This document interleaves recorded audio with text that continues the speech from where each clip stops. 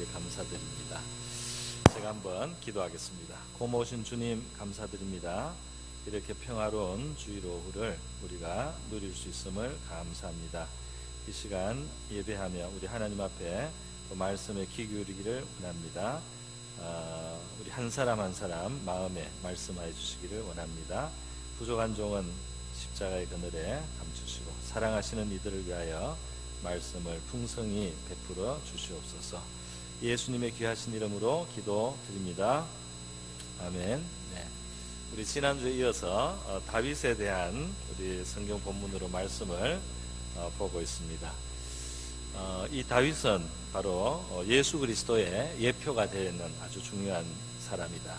지난 시간에 특별히 그가 양을 지키기 위해서, 양떼를 지키기 위해서 그 맹수들과 싸우면서 목숨을 걸고 양떼를 지키는 목자였다라는 사실에 대해서 우리가 좀 말씀을 많이 살펴봤던 것으로 기억합니다. 오늘은 우리 사울이 사울 왕에게 다윗이 이제 보냄을 받는 일인데요. 이것과 관련해서 또 이 안에 있는 우리 그리스도에 대한 하나님의 예표, 그리고 우리를 다루시는 한 사람으로서 다윗을 다루시는 하나님의 손길 속에서 우리를 다루시는 하나님의 손길에 대해서 함께 또 교훈을 받기를 원합니다.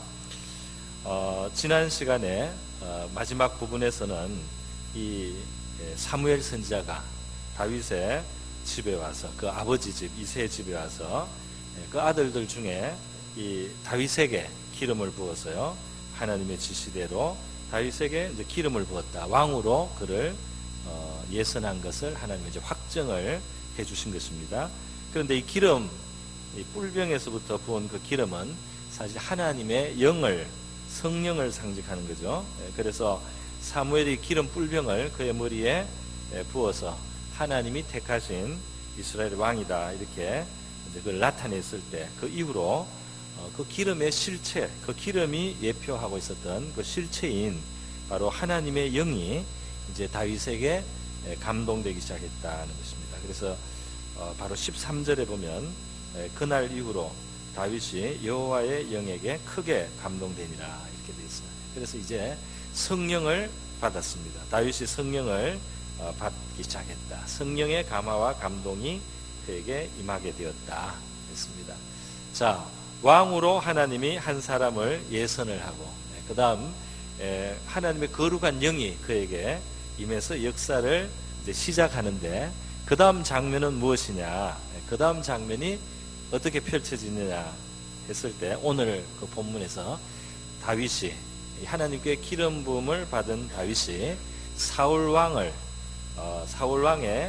그 악령에게 고통받는 상태를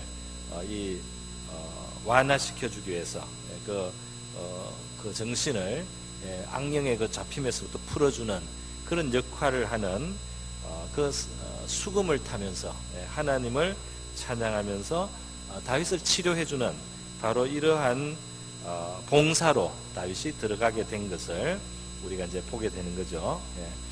왕으로 기름을 부었는데 그 사람이 바로 왕이 되는 게 아니었다, 이 말입니다. 왕으로 하나님이 만들려고 작정하셨어요. 그래서 기름을 부어주셨습니다. 우리에게 하나님이 은혜를 부어주시고, 우리를 위한 하나님의 목적과 계획 속에서 우리를 하나님이 정하시고 말이죠. 성령의 감화를 주시고, 또는 어떤 은사를 주시고, 또는 어떤 능력을 주시고, 성령의 감화 감동을 베풀어 주시면 우리가 그 다음 날로 그 일을 하느냐 했을 때요, 이 다윗을 보니까 그는 먼저 왕이 되어서 이스라엘을 다스리는 사람이 돼야 될 텐데, 지금 왕을 섬기는 하나의 그 시종처럼 왕의 무기 맡은 자가 되고 왕의 수금 타는 자가 되어서 왕을 봉사하는 자로 시작한단 말이죠. 그래서 이것이 이제 우리에게 보여주는 하나님이 자기의 사람들을 훈련하는 하나의 패턴을 보여준다고 할 수 있겠습니다. 성령을 받고 연단을 하나님이 하시고 훈련을 하시는데요, 섬김을 받는 것으로 바로 가는 것이 아니다 말이죠.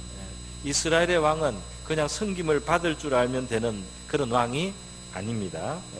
그거는 오히려 섬기는 것을 지금부터 배워야 되는 것입니다. 섬기는 것을 배워야 돼요. 그 섬김 속에서 참고 인내하는 것을 배워야 합니다.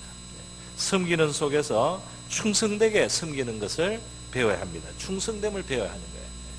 또 아랫 사람으로서 섬기면서요, 이 겸손한 것을 배워야 한다는 것입니다.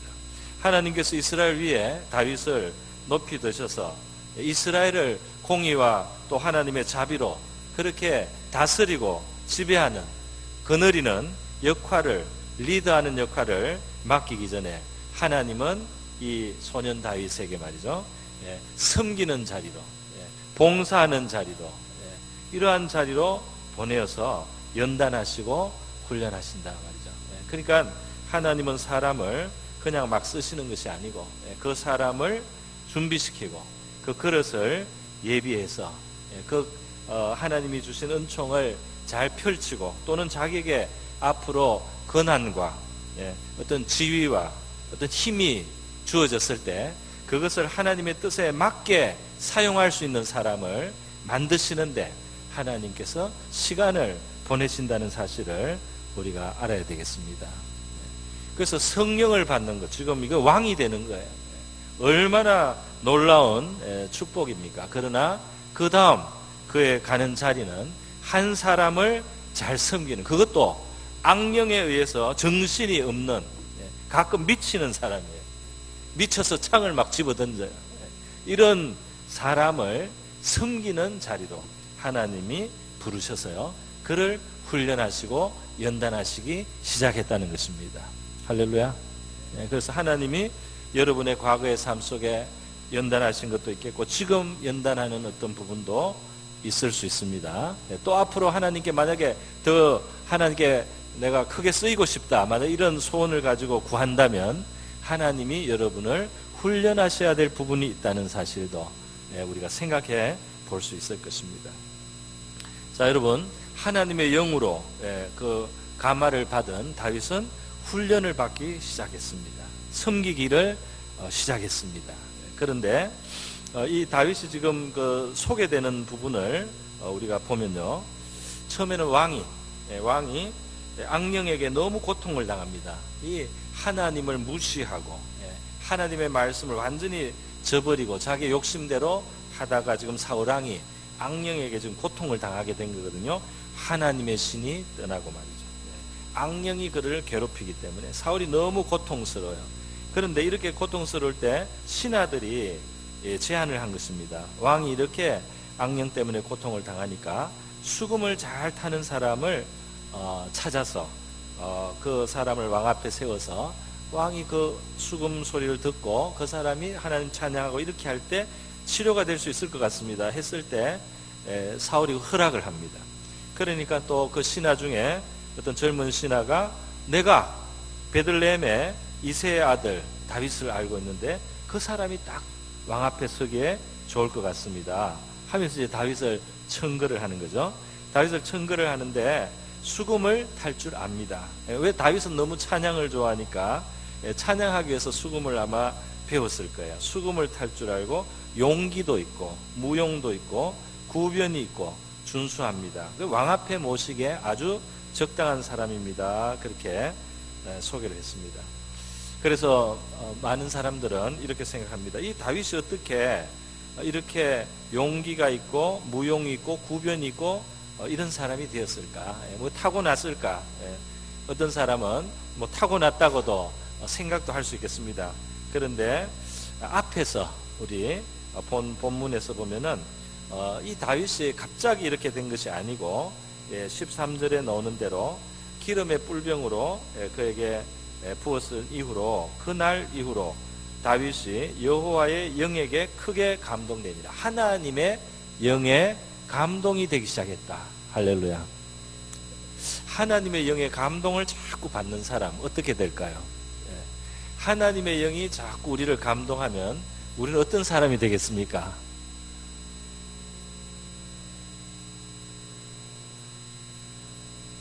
이 하나님의 영을 자꾸 감화를 받으니까 그 사람 안에 그 하나님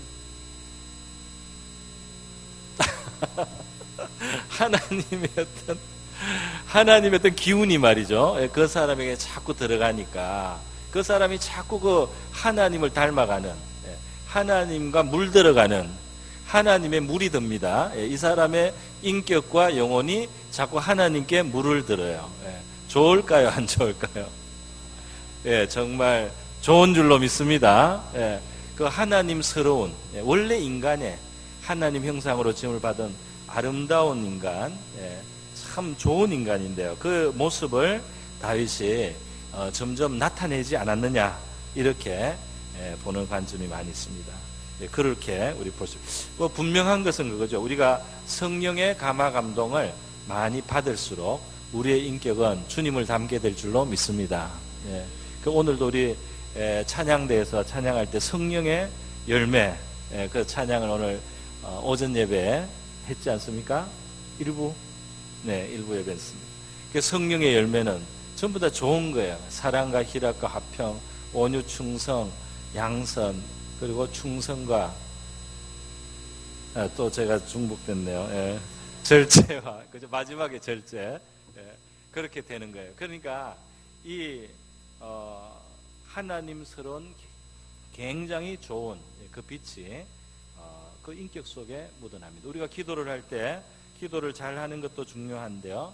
기도를 잘 할 때 하나님과 접촉을 하고 우리의 영이 하나님에 물드는 그런 시간으로서 우리의 기도가 참 경험될 수 있기를 바랍니다. 기도를 많이 할 때 마음이 평안해지고 말이죠. 기도를 많이 할 때 마음에 기쁨이 생긴다든지 힘이 생긴다든지 마음이 맑아지는, 또는 기도하면서 우리의 마음에 평안이 오고 우리의 영혼이 가벼워지고, 이렇게 성령의 감화를 받을 때 우리의 인격이 하나님을 닮게 될 줄로 믿습니다. 하나님이 주시는 좋은 것들을 이 다윗이 가지고 있지 않느냐. 그것이 이제 능력으로도 나타나서요. 구변이 있고 용기도 있고 아주 그렇게 영감 있는 찬양을 하는 사람이 됐어요. 그 영감 있는 수금 타는 찬양을 듣고 사람이 인상이 깊었기 때문에 이 다윗을 기억하고 임금에게, 왕에게 지금 추천하는 거 아니겠습니까? 그래서 다윗이 그 수금을 타고 찬양을 할 때 그 영혼에서부터 우러나는 그 찬양의 소리, 또 그 수금의 그 영감이 감동이 되었다는 거죠. 우리가 예수 믿었으면은 성령에 대해서 참 큰 하나님 앞에 그 권리를 가졌다고 할 수 있습니다. 이 성령을 받으라. 예수를 믿고 이제 성령을 받으라. 또는 예수를 믿고 성령의 충만을 받으라. 할렐루야. 예수를 믿으면 우리가 성령을 마음껏 하나님 앞에 구할 수가 있고, 성령의 많은 은사들과 여러 가지 성령의 놀라운 은총들이 우리에게 풍성히 부어질 수 있는 근거를 가지고 있죠. 그래서 우리 다윗의 모습 속에서 우리는 이 성령의 능력을 보게 됩니다. 그것이 그 영혼 안에서 시작됐겠지만은 밖으로 드러나게 되는 거예요. 그 영혼 안에서 성령의 영감을 받으면서 다윗은 더 깊은 찬양을 하게 되고요. 그 사람의 인격과 성품이 더 아름답고 견고하게 되었습니다. 왕 앞에서도 손색이 없는 그런 인격으로 이제 빚어지는 것을 보는 겁니다. 우리 성령으로 말미암은 열매가 있는 저와 여러분 될 수 있기를 바랍니다. 자, 여러분, 오늘 그 다음으로 제가 한번 생각해 보기 원하는 것은, 지금 이 다윗이 말이죠, 이제 사울 왕에게 지금 보냄을 받습니다. 그를 섬기기 위해서요. 사울 왕은 원래 하나님의 사랑을 받은 거죠. 하나님이 그를 사랑해 주신 겁니다. 그리고 그 영이 오셨지만은 그 이제 영감으로 예언까지 하고 마음이 새로워지기까지 했지만, 이 사울이 하나님을 정말 모욕하는 그러한 불순종들을 앞에 했습니다. 오늘 이 시간에는 제가 다 설명을 안 하겠는데요. 이 하나님의 명령을 아주 그냥 태연하게 그것을 무시하고 자기대로 그냥 해버리고 말이죠. 이렇게 해서 하나님을 굉장히 실망시킨 사울왕입니다. 그렇게 했을 때 하나님의 영이 떠나니까 이것이 그냥 하나님의 영이 떠난 빈자리가 아니에요. 이 세계가 하나님을 떠났으면 하나님을 떠나고 그냥 하나님 없는 하나님으로부터 자유로운 어떤 세계가 된 것이 아닙니다. 이 세계가 하나님을 떠났을 때, 하나님의 영에게서 벗어났을 때 이 세계는 악한 영, 어두운 영의 지배를 받고 그것으로 말미암아 고통과 번뇌를 해야 되는 세계가 이제 된 것입니다. 오늘 이 사울 왕 개인에게 일어난 일도 마찬가지로 그런 거죠. 그가 하나님의 영이 있을 때는 하나님의 지배를 받을 수가 있었는데, 하나님의 보호를 받을 수가 있었는데, 그가 하나님을 거절하고 하나님을 무시하고 하나님을 짓밟고 이렇게 길을 갈 때는 하나님의 영이 떠나자 이 사울에게는 악령으로 말미암는 고통이 그에게 찾아왔다 말이죠. 이 세상입니다. 그런데 바로 그러한 세상에 이제 그러한 사울에게 성령이 충만한 사람, 하나님이 택하시고 보내신 자가 와서 그 문제가 있는 사울을 돕는 것입니다. 그 문제가 있는 사울을 그 악령에게서부터 노임을 받게 해주기 위해서 오는 자로서의 다윗의 모습이 있습니다. 바로 이 다윗의 모습이 이런 면에서 이 어둠의 세계의 주관자들에 의해서 고통당하고 있는 이 세계, 사탄의 권세에서부터 그 종살이하고 있는 우리를 해방하기 위해서 하나님께로부터 보내심을 받아서 와서 섬기는 자처럼 우리를 구원하시는 주님을 예표하는 것입니다. 할렐루야. 그래서 이 다윗의 모습 속에 다시 한번 주님의 모습이 이렇게 스쳐 지나가는 것이에요. 자, 여러분, 이제 그 다음은 이것입니다. 마지막입니다. 그 다음은 뭐냐? 자, 오늘 한 사람으로서의 우리 믿음의 사람의 훈련과 연단이라는 그런 의미로 이 다윗을 보기도 하고, 그리고 또 그리스도의 예표로서 이 다윗을 보기도 했습니다. 제가 이 시간 이제 마지막으로 보려고 하는 것은요, 다윗이 지금 이렇게 사울왕 앞에 와서 사울왕을 섬기게 되는 바로 이 자리가 어떤 자리냐, 어떻게 이루어진 자리냐. 여러분, 다윗이 이렇게 그 목동이 말이죠, 베들레헴 작은 동네입니다. 거기에서 양을 치던 어느 한 목동 소년 내지는 청소년 내지는 청년, 이러한 한 젊은이가 어떻게 왕의 왕궁에서 바로 왕을 대면하고 왕이 어려울 때 왕을 도와주는 그 일을 하면서 왕의 궁정에서 말이죠, 왕의 궁정에 들어가서 왕의 궁정에서 일어나고 있는 일을 보는, 그걸 경험할 수 있는 이런 일이 일어날 수 있단 말입니까? 우리 한국 표현으로 구중궁궐이라는 말이 있지 않습니까? 구중궁궐.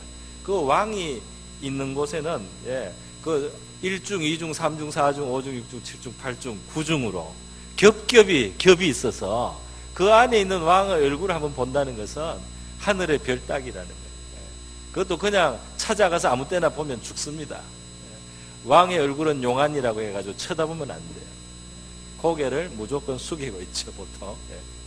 그러니까 우리 전통이나 뭐 이스라엘이나 닮은 점이 있겠죠. 왕을 어떻게 아무나 함부로 만날 수 있겠습니까? 그 더군다나 왕의 궁정에 있으면서요, 그 주변에 제일 가까운 데 있는 일들을 볼 수 있는 이런 일이 어떻게 일어날 수 있습니까? 이게 어제까지 들판에서 양을 치던, 또 뭐 맹수들하고 돌팔매질을 하고 싸우던 이런 소년이 어느 날 왕 앞에 서 있는 겁니다. 왕을 섬기고 왕 주변에 돌아가는 일을 관찰하게 되는 그런 자리로 옮겨졌습니다. 이런 일이 어떻게 일어납니까? 하나님이 하셨겠죠? 하나님이 하셨는데요, 하나님이 하신 일은 겉으로 보면은 하나하나 여러 가지 사건의 고리가 연결되어서 일어난 일이에요. 먼저는 사울왕이 하나님께 거역을 한 뒤에 악령에 의해서 고통을 받았습니다. 근데 악령이 고통을 줄 때, 번뇌하게 할 때 그 신하들이 말이죠, 여러 가지 그 제안을 할 수가 있습니다. 여러 가지 그 방안은 여러 가지가 있을 수 있어요.